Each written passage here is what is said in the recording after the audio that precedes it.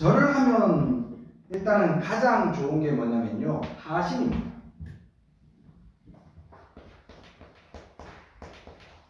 하심. 보통 절에 오면은 하심 얘기를 많이 해요. 마음을 낮추어라, 내 자신을 낮추어라, 이런 말을 하는데요.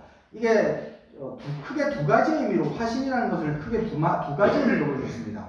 첫 번째가 바로 겸양입니다. 자기 자신을 진짜 낮추는 것. 겸양을 유교에서는 어떻게 얘기를 하냐면요, 주역에 보면요, 지상겸괴라는 게 있어요.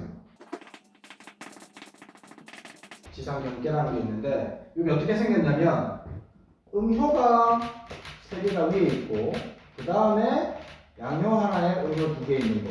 요게 이제 겸괴인데, 음효가 3개 있으면 그거는 곤괴입니다.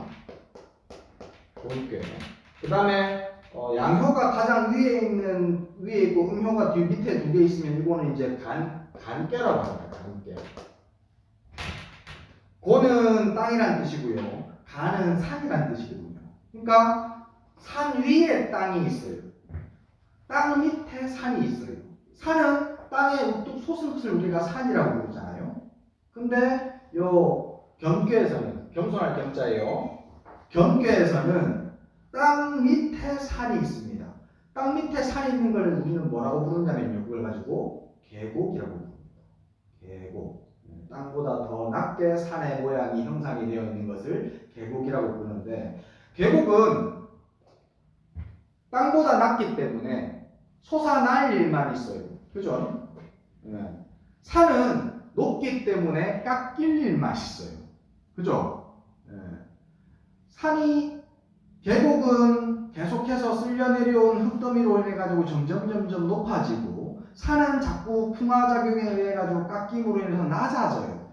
그래서 천지의 운행이 낮은 곳은 북돋으려고 하고 높은 곳은 깎으려고 하는 것이 이게 천지 자연의 조화예요. 그래서 이 경계에 대해서 설명하기를 뭐라고 해놨냐면, 천도는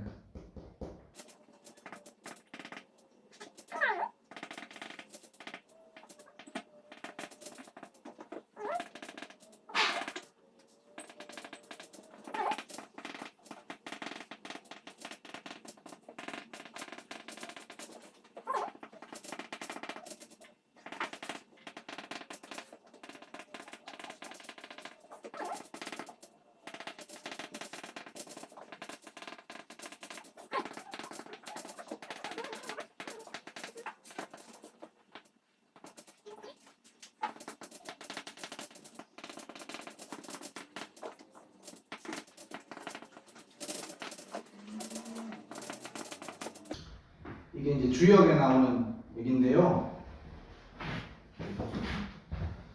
천도는, 하늘의 도는 효영이 입겸하고 그 가득 차 있는 것을 이지어트려 가지고 겸손한 것을 더해주고, 하늘의 도는, 하늘의 달 보세요. 달은 보름달이 꽉 차 있으면 그 말은 무슨 말이냐면, 좀 있으면 보름달이 이지러질 것이라는 뜻이에요. 그죠? 그렇게 꽉 차 있는 것은 구부러뜨려가지고, 손상시켜가지고, 그렇게 해서 모자란 것은, 겸손한 것을 더욱더 북돋으려고 하는 것이 바로 하늘의 이치예요. 여름이 꽉 더워요. 하지가 지나서 삼복더위가 지나가지고 여름이 꽉 더움이 꽉 찼어요. 그럼 이제 어떻게 된다는 뜻이에요? 더움이 이지러져가지고 추움으로 더 북돋워진다는 얘기예요. 그렇게 해서 가을이 오죠. 겨울이 꽁꽁 얼어서 춥단 말이에요. 그 말은 무슨 말이에요? 이제 그 추움이 이지러져가지고 따뜻한 봄 기운이 땅에서부터 솟아나온다는 뜻이에요. 동지가 그런 뜻이거든요. 동지라는 것은 땅 속에 묻혀있던 양의 기운, 그건 나중에 얘기합시다. 동지. 그래서 그 번개의 기운, 따뜻한 기운이 땅 속에서 움트는 때가 동지는 가장 추울 때잖아요. 그죠? 음이 가장 강할 때. 음이 가장 강하다는 말은 양이 그때부터 커진다는 뜻이야. 하늘의 이치. 그죠? 당연해. 하늘의 도는 가득 찬 것을 이지러뜨려 가지고 겸손한 것은 이익되게 만들고, 또 땅에도는 가득 찬 것을 변화시켜서 겸손한 것으로 흘러가게 하고, 땅에도는 아까 말한 것처럼 산이 우뚝 솟아있으면 그것을 변화시키고 깎아내려 가지고 겸손한 곳, 낮은 곳으로 그 흙을 쓸어내려 보내줘. 그래서 겸손함을 더욱더 크게 만들어준단 말이지. 그것도 땅의 이치. 그리고 귀신은, 여기서 귀신이, 우리가 얘기하는 귀신, 고스트하고 고전에서 얘기하는 귀신은 다른 거예요. 오히려 고전에서 얘기하는 귀신은 우리가 생각하는 God의 의미입니다. 신. 신과 정령들, 우리가 할머니들 옛날에 어머니들이 정화수 떠놓고 비나이다 천지신명께 비나이다 하는 고신, 그 천지신명들, 그런 양반들을 귀신이라고 얘기합니다. 귀신은 해영이 복경하고 가득 찬 것을 해가지고 방해해가지고 상처 줘가지고 겸손한 것을 복되게 만들고, 귀신은 시기 질투가 있어가지고 가득 찬 것을 못 봐. 귀신은 제가 전에도 한번 말씀드렸는데, 불교에서 신, 또 동양 사상에서의 신이라는 것은요, 그리스 로마 신화에 나오는 신들하고 비슷합니다. 그 양반들도 태어나고 죽어요. 늙음은 없습니다. 태어나고 죽어요. 그래서 그 양반들도 우리하고 비슷하게 시기질투를 가지고 있고 좋고 나쁨을 가지고 있습니다. 그래서 가득 차 있는 것을 시기합니다. 시기해가지고 가득 차 있는 것은 해해요. 가득 찬 것을 해하고 겸손한 것은 복되게 만들어줍니다. 귀신. 그리고 인도는 우리가 사는 세상이니까 우리가 뻔히 알아. 가득 찬 것은 싫어해. 이런 싫어할 오자입니다. 악한 악자 가지고. 가득 찬 것은 싫어하고 겸손한 것을 좋아해요. 그죠? 우리가 막 지 잘났다고 막 잘나치겠어 하는 거 좋아 보입니까? 싫어하잖아. 오히려 자기가 가지고 있는 것보다 겸손할 줄 아는 사람을 우리는 높게 쳐주고 좋아한단 말이지. 그러니까 천도도, 지도도, 귀신도, 인도도 전부 다 공이 가득 찬 것들은 별로 안 좋아해가지고 전부 다 이지럽치려고 노력을 하고, 전부 다 겸손한 것을 좋아하고 사랑해가지고 그 겸손한 것을 북돋으려고 노력해요. 왜 겸손하지 않아야 되냐? 왜? 겸손함은 아주 중요한 덕목입니다. 그래서 겸손함은 존이 광하고 존귀하면서도 빛나. 겸손하다 그래갖고 내 자신이 비루해지고 남루해지는 것이 아니라, 겸손하면 겸손할수록 오히려 존귀해지고 빛이 나요. 그리고 낮추지만, 비라는 것은 낮을 빗자거든요. 내 자신을 겸손함으로 인해서 낮추지만, 그렇지만 불가유라, 넘을 유자거든요. 그 겸손하게 낮추는 그 사람을 뛰어넘을 수가 없어. 저 사람 저건 아가 좀 삐리하네. 아가 좀 모질하네. 라는 생각을 하고 그 사람을 밟아 넘어뜨리고 뛰어넘을 수가 없다고. 겸손한 사람. 능력이 모질하고 그래가지고 나약해가지고 이렇게 휘둘리는 사람 얘기가 아니고, 지혜롭고 당당하지만 겸손한 사람 얘기하는 거예요. 그래서 그렇게 겸손한 사람은 자기 자신을 낮추지만, 그렇지만 뛰어넘을 수가, 남들이 그 사람을 뛰어넘을 수가 없어. 불가라는 것은 부정이래요. 뛰어넘을 수가 없어. 그래서 그 겸손은 군자의 끝이다. 군자 노릇하는 것, 군자 다음의 끝, 군자 다음에 가장 최고봉, 그것이 바로 겸손. 그래서 경계는 좋은 일만 있어요. 지상 경계는 좋은 일만 있어요.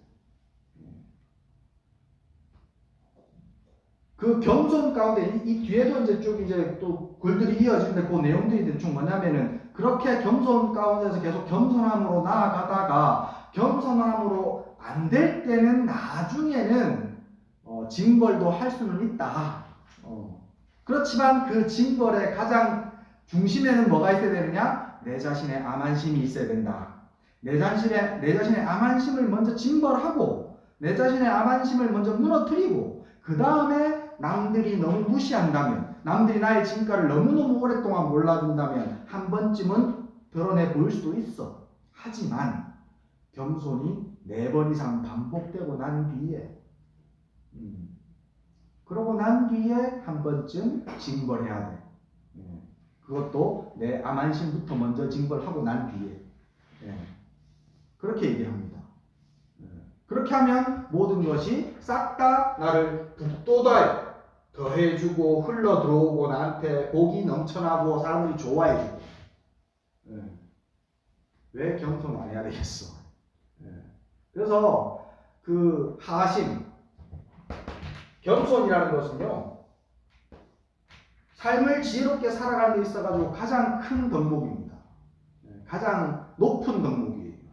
겸손이라는 것은 군자 노릇의 끝이에요. 그래서 꼭 겸손함을 유지해야 됩니다. 요즘 세상은 언젠가부터 자기 PR이라는 얘기가 나와가지고 전부 다 자기가 가지고 있는 능력들을 자기 스스로 드러내기 위해서 노력을 해야 되는 시대에 우리는 살고 있어요. 너무나 사람들이 다 잘났기 때문에 그렇습니다. 그러니까는 자기가 가지고 있는 특징들을 좀 드러내는 필요는 있죠. 하지만 겸손함을 가지고 드러내야 된다. 내가 이만큼 이렇게 하는 걸 할 수 있지만 사실 뭐 큰 재주는 아니다. 그걸 알아야 돼. 내가 이런 잘하는 거 있지만 나머지 다른 건 별로 잘하는 거 없다 라는 걸 해야 돼. 그냥 잘난 것만 80까지 할 수 있는데 120까지 할 수 있을 거라고 그렇게 뻥을 치면은 안 된다고. 그러면 남들이 싫어한다고. 싫어하고 변화시키고 이지로 튀고 미워한다고. 넘치면. 그래서 항상 내가 가지고 있는 재주, 보잘것없는 능력들 가운데에 요거 한두 개 정도는 잘한다 라는 거 얘기할 수 있어요. 하지만 그렇게 보잘것없는 가운데서 요건 좀 낫다라는 겸손함이 있어야지 그게 더 빛을 발하는 거예요. 그래서 하심이라는 것은 그렇게 내 자신의 암안심을 낮추고 내가 잘났다, 내가 옳다라는 생각을 내려놔야 돼요. 거기에 그게 더해가면 이 겸손한 마음, 이 하심이라는 것이 이제 좀 더 익숙해져가지고 더해지면 이제 불교적으로는 어떻게 되느냐면요, 하심은 나라는 마음을 내려놓는다는 뜻입니다. 불교에서는 겸양에서 끝나는 것이 아니에요. 여기에 더해서 나라는 생각 자체를 내려놔요. 우리는 언제나 항상 나라는 스펙트럼을 통해 가지고 모든 것을 바라보고 느끼고 이해하기 때문에 나를 내려놓는다는 것은 사실 거의 불가능합니다. 불교 수행을 오랫도록 해야 나를 내려놓는다는 것이 무엇인지를 조금 알게 돼. 내 마음이 돌아가는 것이 조금 보이기 시작해야 그래야 나를 내려놓는 첫걸음이 될 수 있어. 내 마음을 바라보는 것이 근데 어떻게 되느냐? 잘 안 돼요. 내 몸을 먼저 살필 줄 알아야 내 마음을 바라볼 수 있습니다. 불교에서는 4년처라는 게 있어요. 신, 수, 신, 법.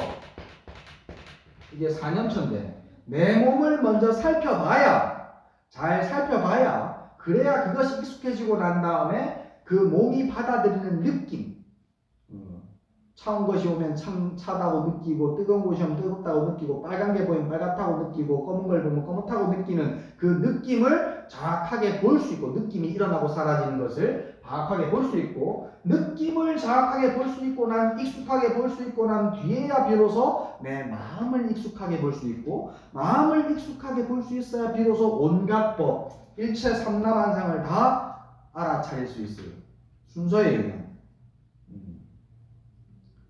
그래서 절을 함으로 인해 가지고 제가 지난 시간에 알려드린 방법대로 절을 하면 내가 지금 합장을 똑바로 하고 있는지, 어깨 힘은 좀 빠졌는지, 발끝은 서로 붙이고 있는지, 허벅지에 힘은 들어갔는지, 무릎은 살짝 적당히 벌렸는지, 그렇게 매 순간 찰나찰나 절을 하고 있는 동안에 내 몸을 바라보게 되죠.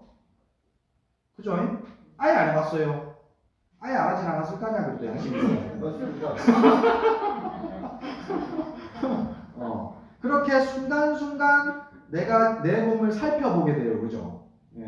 그렇게 내 몸을 살펴보는 것이 바로 첫 번째, 4년차 가운데 첫 번째 신념차라는 겁니다. 내 몸을 살펴보는 것. 그렇게 함으로 인해 가지고 하심이 따라온다고. 내 마음을 내려놓는 마음이 따라온다고. 하심의 첫 번째 기능인 겸양은 그냥 불신함으로 인해 가지고 내가 절을 하고 부처님을 모시고 손끝에 부처님을 모시고 이렇게 계속해서 절을 하다 보면 그 속에서 겸양하는 마음들은 저절로 살아납니다. 자꾸 이렇게 나를 숙이니까.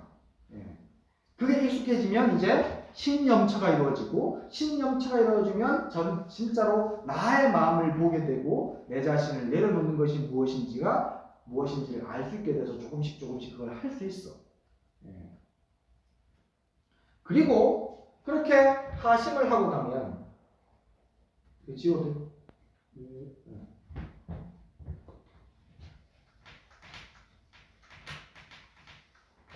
하심하면은 그 다음에 따라오는 것이 뭐냐면 바로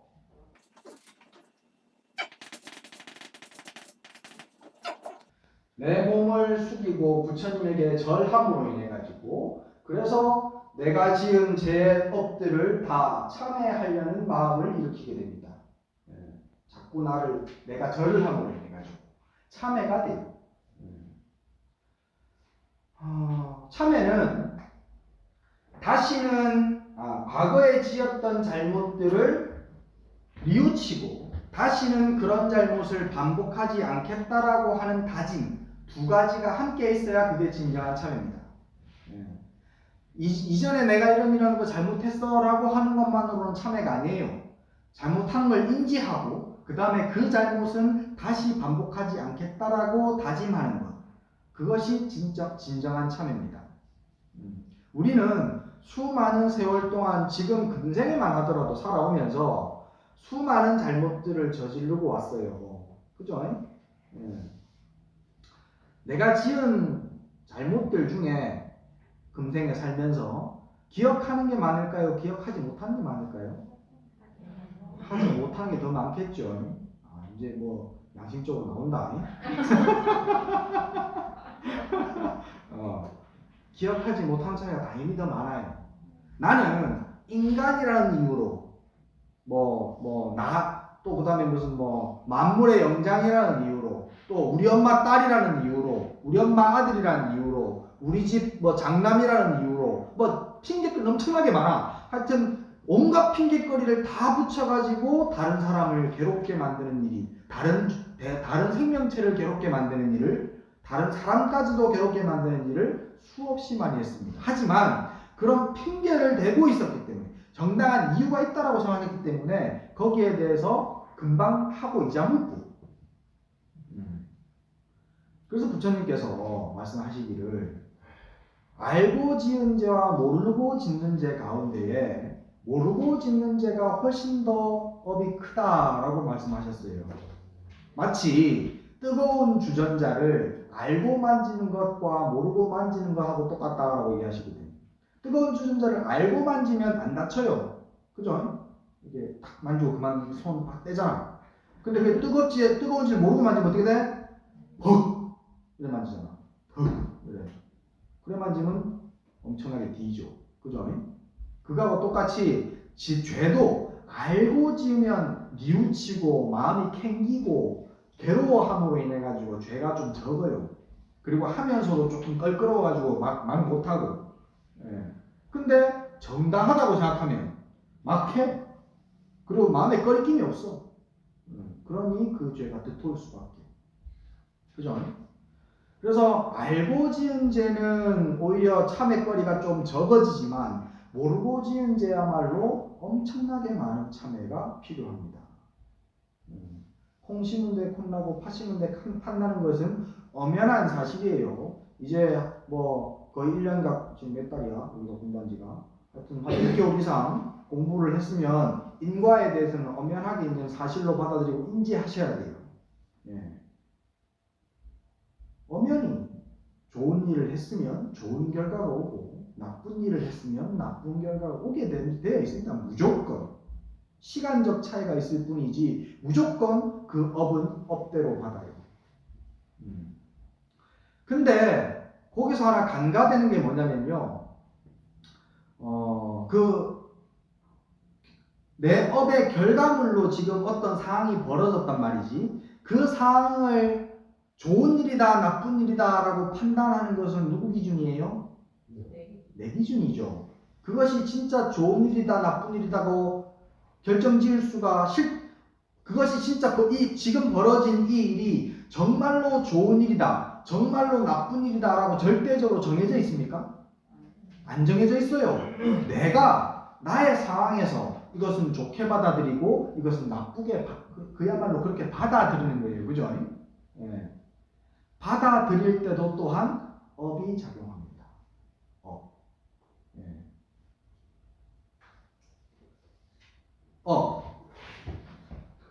참회를 통해서 되는 것이 또 뭐냐? 이 하심을 하고 참회함으로 인해 가지고 되는 것이 뭐냐면 또 바로 업장손해입니다.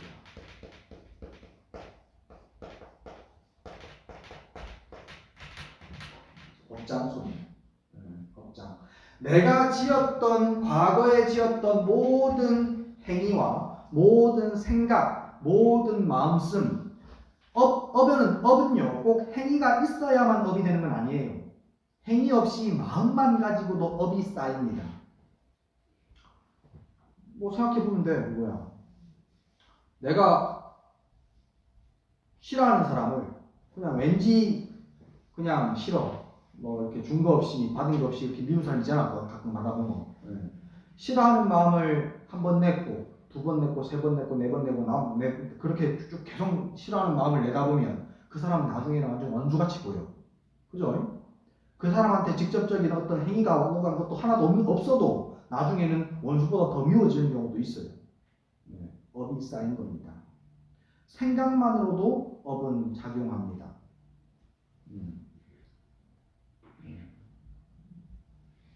업은 그렇게 쌓여진 업은 지금의 내 생각과 내 사고방식을 만들고 나의 환경을 만듭니다. 그래서 그 업 가운데 일어난 마음의 작용과 업 가운데 생겨난 주변 환경들에서 지금 벌어지는 일들을 나의 업으로 좋고 나쁘고라고 판단해. 집신장수하고 우산장수하고 부채장수하고 우산장수. 엄마가 하나라. 큰아들은 부채장수, 작은아들은 우산장수야. 비 오면은 부채장수 하면 될 걱정이고 더우면은 우산장사, 햇빛 쨍쨍 나면은 우산장사 하는 아들 걱정이라. 그죠? 예. 자기가 지금 어떤 업을 가지고 바라보느냐에 따라 가지고 걱정이 되기도 하고, 그러니까 비가 오면 우산장사 하는 아들은 이득이고, 날씨가 더우면 부채장사 하는 아들한테는 이득이야. 그죠? 그렇게 업에 의해 가지고 그것이 좋고 나쁜 걸로 판단이 되는데 실제로 비가 온다고 나쁜 일이 아니고 햇빛이 쨍쨍하다고 나쁜 일이 아니라고. 거기에는 좋고 나쁨이 없어. 그치? 근데 내 업이 그것을 좋게 받아들이고 나쁘게 받아들여요.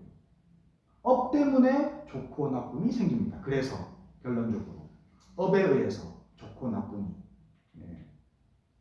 그래서 그 말은 곧 그 업이 맑혀져 가지고 깨끗하다면 좋고 나쁠 것이 없어져요. 좋고 나쁠 것이. 그래서 항상 평화로워요. 그 세옹지마 얘기 있잖아요. 세옹지마. 옛날 변방의 한 노인네가 말을 수십 마리 말목장을 하는 노인이었는데 어느 날 그 집에 가장 좋은 종마, 제일 좋은 종마가 도망갔었어. 그래갖고 전부 다 마을 사람들이 난리가 난 거야. 그 돈으로 치면 거의 뭐 집 한 채 값인데 그 좋은 종마가 사라져버려가지고 이게 어떡하냐고 걱정을 하는데, 실제 그 주인인 할아버지는 뭐 그럴 수 있지. 한번 지켜보자 어떻게 될지. 좋은 일이라고 나쁜 일이라고 생각을 안 해요. 그냥 한번 지켜봅시다. 그 가을이 지나고 겨울이 지나서 봄이 됐는데 그 도망갔던 종마가 좋은 야생 암마를 하나 데리고 왔어. 그러니까는 막 마을 사람들이 경사가 났다고 난리가 났어. 좋은 암말까지 데리고 왔으니까. 그 암말이 좀 있다가 새끼를 낳았어. 그 새끼도 또 종마 못지않게 너무 좋은 말이야. 그러니까는 마을 사람들이 잔치를 벌려야 된다고 막 좋아가지고 막 그랬는데, 그 할아버지는 아니 뭐 그럴 수 있지. 한번 지켜봅시다. 무슨 일이 생길지. 그냥 또 그래. 시큰둥하게. 그건 엄청나게 좋은 일인데. 재산이 따따블이 됐는데. 그 종마가 자기 손지하고 나이가 좀 비슷해가지고 손지에게 그 종마 새끼를 줬어요.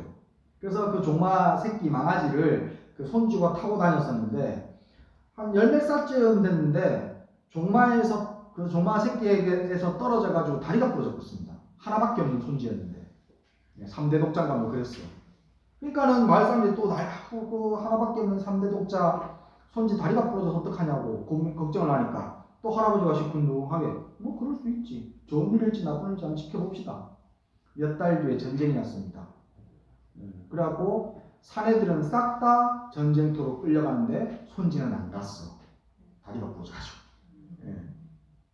그러니까 또 마을 사람들은 좋은 일이라고 또 막 그런데 뭐 좋은 일일지 나쁜지 지켜봅시다 라고 한단 말이죠. 일희일비할 일이 없어진다고. 지혜가 생겨서 업장이 맑아지면. 그래서 절을 함으로 인해 가지고 업장이 소멸됩니다. 그런 업장들이. 그래서 맑은 업을 유지하게 됩니다. 그 노인처럼, 세운지 마을 노인처럼. 그 다음에 절을 해보니까, 전에 한번 절하시다가 말씀하셨잖아요. 절 딱 하니까 허리가 시원하더라고. 진짜 절하고 나니까는 몸이 가뿐하다라는 생각 안 드시던가요? 그죠? 몸이 가뿐해요. 허리를 항상 쭉 펴고 내 몸을 밑으로 내리니까, 기운을 밑으로 내리니까, 그러니까는 몸이 날아갈 때 가벼워집니다. 가면 갈수록 더욱더. 그래서 몸이 아름다워집니다. 몸이 아름다워져요. 몸이 아름다워지고 거기에다가 인상이 좋아집니다. 인상이 좋아지니까 다른 사람들이 나를 믿어줍니다. 다른 사람들과의 관계에서 신뢰감이 쌓여요. 왜 보면은 잘생기고 못생기고 하고 상관없이 왠지 믿음 가고 친근감이 가는 사람이 있고, 왠지 이상하게 보면은 좀 사기꾼 같고 믿음이 안 가는 얼굴은 뺀질이한데 그런 사람들 있잖아. 그죠? 그게 바로 마음의 작용이에요. 그 사람이 마음의 작용을 그렇게 쓰니까 그렇게 느껴지는 거라.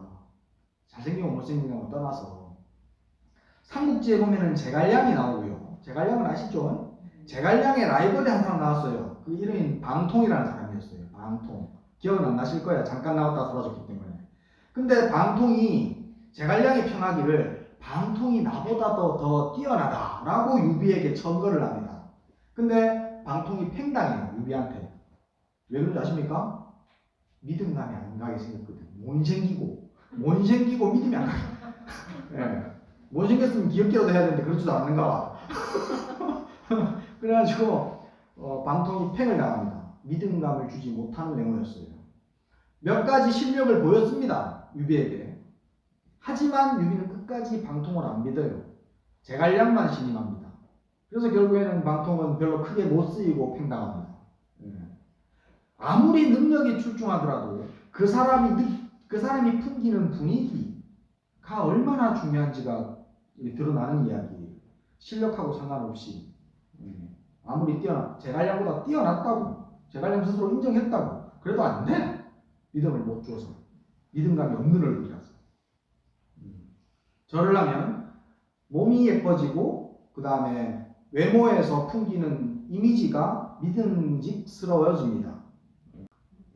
우리가 절할 때, 제가 알려드린 방법대로 절하는 거 보면은 엎드린 상태에서 이마를 땅에 한번 대고 그 다음에 손 두 개를 올려가지고 접종례라고 해가지고 귀에 붙이면서 그 손 위에 누구 모신다고? 부처님을 모신다고 했죠. 그렇게 부처님을 모시는 의식이 들어가 있기 때문에 부처님을 경외하는 것이 되고, 그래서 불보살들이 항상 그 절을 열심히 하는 사람을 호지한다 라고 얘기합니다. 불보살들이 그 사람을 지켜줘요. 그렇기 때문에 절을 자주 많이 하시면요 두려움이 사라집니다. 무예예요, 무예. 두려움에 의해 가지고 우리가 하는 실수들이 참 많습니다. 잘못된 종교에 빠지는 근본적인 이유는요, 무지한 것도 있지만 어리석은 것도 있지만 그보다 더 큰 이유가 바로 두려움 때문입니다. 제 아는 신도분 한 분이 원래 오랫도록 다른 종교를 믿었습니다. 그래서 그분은 항상 언제나 어렸을 때부터 부모님이 조금 일찍 돌아가셔서 연달아 부모님이 돌아가셨답니다. 어렸을 때. 그래가지고 부모님이 돌아가시는 걸 직접 보고, 또 모친이 돌아가셨을 때는 이제 그 모친 상한 가정 중에 좀 힘들어가지고 그 모친의 시신하고도 함께 있어야 되고 그런 일들도 있었대요. 그래가지고 죽음에 대한 두려움이 너무너무 컸답니다. 어렸을 때부터. 그래서 다른 종교에 의지를 하고 했었는데, 물어보면 자꾸 기도 열심히 하라 그러고 열심히 종교 활동 열심히 하라 그러고만 얘기를 하지, 두려움을 해결해 주는 방법들을 제시는 하지 않고 오히려 더욱더 열심히 기도하고 열심히 믿으면 믿을수록 두려움이 더욱더 커졌대요. 그래서 더욱더 또 신앙활동 더욱더 열심히 하고 그런 식으로 하셨다고 하시더라고. 근데 우연하게 이제 저를 만나가지고 이제 질문을 하고 제가 대답을 해드리고 하면서 인과에 대한 얘기를 하고 윤회에 대한 얘기들을 하면서 이제 불교로 개종을 하셨고, 그렇게 불교를 개종하셔가지고 불교를 계속 공부를 하시다 보니까 언젠가는 죽음에 대한 두려움이 사라지더래요. 그 전까지는 다른 종교를 믿을 때는 그냥 막 무조건 믿어야 되고 무조건 의지해야 되고 무조건 천국에 가도록 어쨌든 인도하기를 바라야 되고, 그래서 계속 두려움에 그냥 떠밀려 댕겼었는데, 근데 불교에서는 그 삶의 주체가 나고 죽음에 이르러서도 결국에는 내가 주인이고 다음 생을 선택하는 것도 싹 다 나니까, 나에 의해서 선택되어지는 거니까. 그래서 그런 것을 알면서 죽음에 대한 두려움이 극복이 되었다라고 얘기하시더라고요. 실제로 종교들은 중생들의 두려움을 가지고 성장합니다. 근데 불교는 다르죠. 그래서 제가 불교가 다른 종교랑 틀리다고 얘기 계속 드리는 거예요. 다른 종교는 싹 다 중생들이 두려워하는 마음들을 이용해서 성장합니다. 근데 불교는 그 두려움을 깨트려 줍니다. 어떤 방식으로? 깨게끔 만들어줘요. 두려움을 깨는 가장 좋은 방법은 지혜를 기르는 겁니다. 두려움을 깨는 좋은 방법 중에 그 하나가 바로 이 절이에요. 절을 하면 불보살님이 항상 그 사람을 지켜주기 때문에 스스로가 계속해서 절하다 보면 두려움이 사라지고 자신감이 붙는 게 느껴져요. 앞에 내 몸이 아름다워지고 신뢰감이 쌓이는 모습들이 생기면 다른 사람들이 나를 믿어주는 것들이 있고 다른 사람들과 삶이 원만해지니까 거기에서 오는 자신감도 있을 거고, 그리고 계속해서 이렇게 내 손바닥 위에 불보살을 모시는 그 느낌들을 자꾸 가지고 저를 계속 반복하니까 거기에서 오는 자신감도 있을 거예요. 그런 여러 가지 작용들에 의해 가지고 두려움이 사라집니다. 두려움이. 그리고 가장 이제 중요한 거예요. 불교에서 수행은요, 요 이제 책에도 이제 좀 있으면 나올 거예요. 불교에서 수행이라는 것은 항상 정해쌍수가여야 됩니다.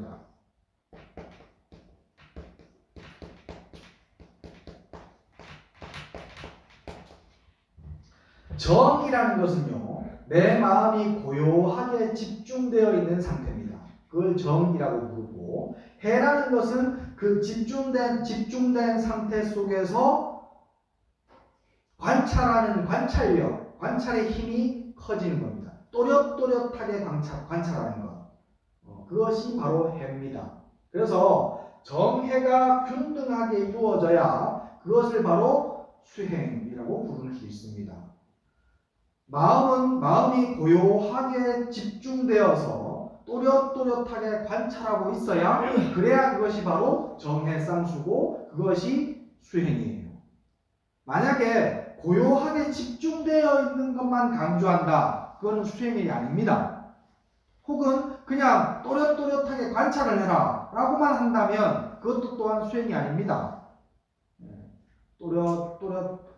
고요하게 집중된 상태에서 또렷또렷한 관찰이 병행하고 있어야 그것을 수행이라고 부릅니다. 자, 그렇다면 절을 할 때 제가 시키는 방식으로, 제가 알려드린 방식으로 절을 하면 내 마음이 집중됩니까? 해봤잖아. 그러지 맙시다. 모른 척 하지 맙시다. 마음이 집중되죠? 그죠? 지금 내 몸이 똑바른지 아닌지 지금 바짝 마음이 딱 지금 여기 머물러야 될 거 아니야? 절 지금 그렇게 스님 시킨 대로 절하면서 마음이 장보러 댕깁니까? 이마트 갑니까? 안 가, 그지? 해보면 알아. 절대 딴 데 못 가. 절은 또 끊임없이 움직여요, 그죠? 절은 계속해서 움직이고 있어요. 절이 익숙해지면 익숙해질수록 마치 물 흐르는 것처럼 자연스럽게 절이 가요. 절이 되어져요. 예. 그렇기 때문에 흐르는 물이 안 끊긴 것처럼 나의 집중된 마음도 안 끊깁니다. 예. 절을 하는 동안에. 그리고 그렇게 집중된 마음이 또렷또렷하게 내 몸을 관찰합니까? 안 합니까? 모른 척하지 말자니까. 내 몸을 관찰하잖아요, 그죠? 그래야 그 몸을 내가 단도로 해가지고 절을 똑바로 하지, 그지? 예. 집중된 상태에서 또렷또렷하게 관찰합니다. 정해쌍수예요. 정해쌍수를 통해서 결국에는 깨달음으로 갑니다. 절을 통해서 깨달을 수 있어요. 부처가 될 수 있습니다. 절만해서도. 그러니까 절의 공덕이라는 것은 어마무시한 거예요. 삶에 있어서도 삶의 질이 조금 달라지고 건강해지고 남들이 믿어주고 두려움이 사라지니까, 그러니까 당연히 삶의 질이 금방 바뀌고 그것을 꾸준하게 오랜 세월 하면은 깨달음까지도 이룰 수 있습니다. 정해쌍수하는 가장 좋은 방법이에요. 그래서 아까 제가 초반에 이번 강의 시작할 때 초반에 말씀드린 것처럼 가장 좋은 방법. 절 해야 되겠죠. 이렇게 많은 이익들이 있습니다. 근데 문제는 꾸준하게 하셔야 된다는 거예요. 간혹 생각하다가 한 번씩 하는 거 안 돼요. 한번 날 잡아가지고 108배 한 번 하고 말은 안 돼요, 그거. 108배 10,000번을 해도 소용없어, 가끔 하면. 매일 해야 돼. 매일. 절대 빼먹지 말고. 살다 보면요, 뭐, 이제 한 2주 동안 해왔으니까 아마 알 거예요. 살다 보면은, 뭐, 못하는 핑계거리는 많이 생겨요, 그죠? 못하는 핑계거리는 많이 생기는데, 정말 열심히 안 끊이고 노력해서 열심히 20분 동안 하려고 하는데도 불구하고, 여건이 안 돼가지고 만약에 그날 못한다 그러면요 잠들기 전에 담은 3배라도 하세요. 담은 3배라도. 그렇게 마음이 집중된 상태에서 똑바른 자세를 가지고 마음이 지금 여기에서 똑바로 관찰하고 있는 가운데 3배예요. 하루에 담은 3배라도 무조건 20분 정도 하시고 매일 20분 정도 하시다가 영 여건이 안 돼가지고 정말 도저히 안 된다. 20분 도저히 수치관을 못 낸다. 그럴 때는 3배만이라도 하시라고. 그래서 절을 하루도 빼먹지 않고 하셔야 돼요. 그러면은 이런 이익들이 싹 다 진짜 삶의 현실로 드러납니다. 우리가 절할 때 제가 알려드린 방법대로 절하는 거 보면은 엎드린 상태에서 이마를 땅에 한번 대고 그 다음에 손 2개를 올려가지고 접종례라고 해가지고 귀에 붙이면서 그 손 위에 누구 모신다고? 부처님을 모신다고 했죠. 그렇게 부처님을 모시는 의식이 들어가 있기 때문에 부처님을 경외하는 것이 되고, 그래서 불보살들이 항상 그 절을 열심히 하는 사람을 호지한다라고 얘기합니다. 불보살들이 그 사람을 지켜주어요. 그렇기 때문에 절을 자주 많이 하시면요, 두려움이 사라집니다. 무예예요, 무예. 두려움에 의해 가지고 우리가 하는 실수들이 참 많습니다. 잘못된 종교에 빠지는 근본적인 이유는요, 무지한 것도 있지만, 어리석은 것도 있지만, 그보다 더 큰 이유가 바로 두려움 때문입니다. 제 아는 신도분 한 분이 원래 오랫도록 다른 종교를 믿었습니다. 그래서 그분은 항상 언제나 어렸을 때부터 부모님이 조금 일찍 돌아가셔서 연달아 부모님이 돌아가셨답니다. 어렸을 때. 그래가지고 부모님이 돌아가시는 걸 직접 보고, 또 모친이 돌아가셨을 때는 이제 모친 상한 가정 중에 좀 힘들어가지고 모친의 시신하고도 함께 있어야 되고 그런 일들도 있었대요. 그래가지고 죽음에 대한 두려움이 너무너무 컸답니다. 어렸을 때부터. 그래서 다른 종교에 의지를 하고 했었는데, 물어보면 자꾸 기도 열심히 하라 그러고 열심히 종교 활동 열심히 하라 그러고만 얘기를 하지, 두려움을 해결해 주는 방법들을 제시는 하지 않고, 오히려 더욱더 열심히 기도하고 열심히 믿으면 믿을수록 두려움이 더욱더 커졌대요. 그래서 더욱더 또 신앙활동 더욱더 열심히 하고 그런 식으로 하셨다고 하시더라고. 근데 우연하게 이제 저를 만나가지고 이제 질문을 하고 제가 대답을 해드리고 하면서 인과에 대한 얘기를 하고 윤회에 대한 얘기들을 하면서 이제 불교로 개종을 하셨고, 그렇게 불교를 개종하셔가지고 불교를 계속 공부를 하시다 보니까 언젠가는 죽음에 대한 두려움이 사라지더래요. 그 전까지는 다른 종교를 믿을 때는 그냥 막 무조건 믿어야 되고 무조건 의지해야 되고 무조건 천국에 가도록 어쨌든 인도하기를 바라야 되고, 그래서 계속 두려움에 그냥 떠밀려 댕겼었는데, 근데 불교에서는 그 삶의 주체가 나고 죽음에 이르러서도 결국에는 내가 주인이고 다음 생을 선택하는 것도 싹 다 나니까, 나에 의해서 선택되어지는 거니까. 그래서 그런 것을 알면서 죽음에 대한 두려움이 극복이 되었다라고 얘기하시더라고요. 실제로 종교들은 중생들의 두려움을 가지고 성장합니다. 근데 불교는 다르죠. 그래서 제가 불교가 다른 종교랑 틀리다고 얘기 계속 드리는 거예요. 다른 종교는 싹 다 중생들이 두려워하는 마음들을 이용해서 성장합니다. 근데 불교는 그 두려움을 깨트려 줍니다. 어떤 방식으로든 깨게끔 만들어줘요. 두려움을 깨는 가장 좋은 방법은 지혜를 기르는 겁니다. 두려움을 깨는 좋은 방법 중에 그 하나가 바로 이 절이에요.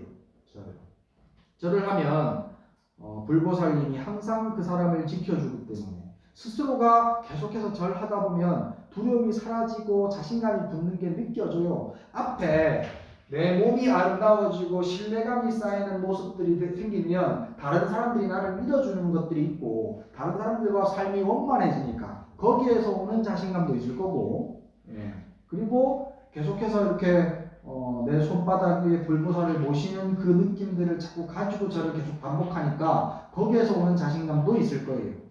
그런 여러 가지 작용들에 의해 가지고 두려움이 사라집니다. 두려움이. 그리고 가장 이제 중요한 거예요. 불교에서 수행은요, 요 이제 책에도 이제 좀 있으면 나올 거예요. 불교에서 수행이라는 것은 항상 정해 쌍수가 이루어져야 됩니다.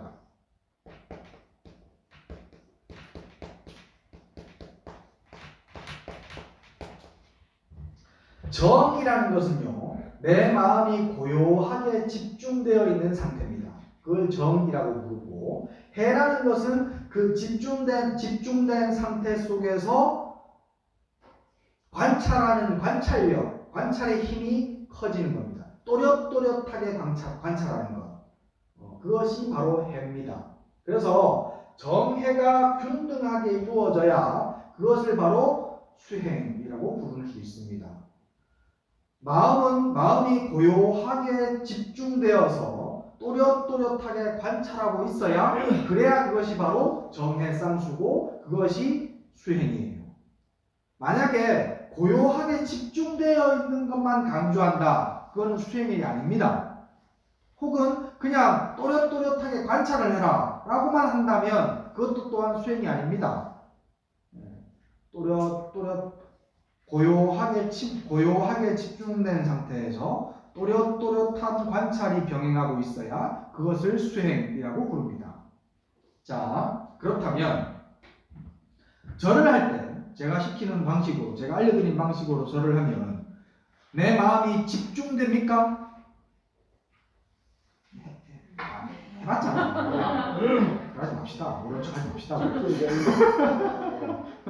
마음이 집중되죠? 그죠? 지금 내 몸이 똑바른지 아닌지 지금 바짝 마음이 딱 지금 여기 머물러야 될 거 아니야? 절 지금 그렇게 스님 시킨 대로 절하면서 마음이 장보러 댕깁니까? 이마트 갑니까? 안 가, 그지? 해보면 알아. 절대 딴 데 못 가. 절은 또 끊임없이 움직여요, 그죠? 절은 계속해서 움직이고 있어요. 절이 익숙해지면 익숙해질수록 마치 물 흐르는 것처럼 자연스럽게 절이 가요. 절이 되어져요. 예. 그렇기 때문에 흐르는 물이 안 끊긴 것처럼 나의 집중된 마음도 안 끊깁니다. 예. 절을 하는 동안에. 그리고 그렇게 집중된 마음이 또렷또렷하게 내 몸을 관찰합니까? 안 합니까? 모른 척 하지 말자니까. 내 몸을 관찰하잖아요. 그죠? 그래야 그 몸을 내가 단도로 해가지고 절을 똑바로 하지. 그지? 예. 집중된 상태에서 또렷또렷하게 관찰합니다. 정해쌍수예요. 정해쌍수를 통해서 결국에는 깨달음으로 갑니다. 절을 통해서 깨달을 수 있어요. 부처가 될 수 있습니다.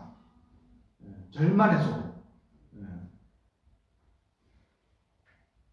그러니까 절의 공덕이라는 것은 어마무시한 거예요.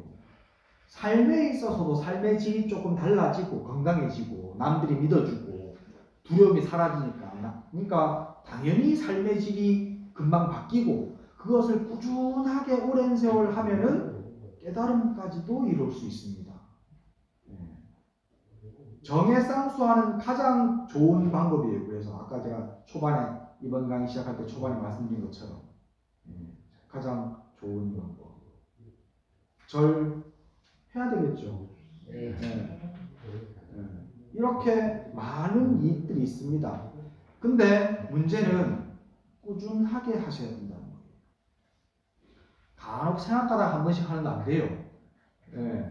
한번 날 잡아가지고 108배 한번 하고 마는 안 돼요. 그거 108배 10,000번을 해도 소용없어. 가끔 하면 매일 절대 빼먹지 말고.